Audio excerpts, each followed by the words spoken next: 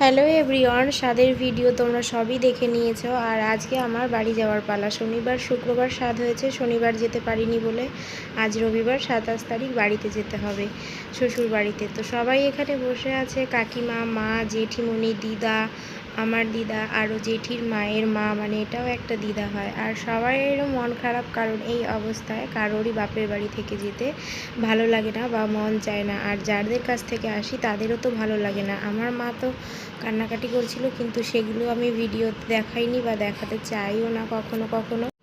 তো আজ যাবো ভাসুরের গাড়ি করে, ভাসুরই গাড়ি পাঠিয়েছে। আর ওখান থেকে 2 বস্তা চাল নিয়ে আসা হয়েছে পাকুয়া থেকে আসার সময়।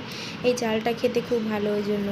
আর ন্যাশনাল হাইওয়ের পাশেই আমাদের বাড়ি, যেটা শিলিগুড়ি টু কলকাতা, সেই রাস্তার পাশেই একদম নিয়ারে। আর এসেই ঘরে ঢুকে নিলাম। আর দেখা হবে নেক্সট ভিডিওতে। তোমরা সুস্থ থেকো, ভালো থেকো, আর খুব তাড়াতাড়ি আমার পুচকু সোনা আমার কাছে আসবে।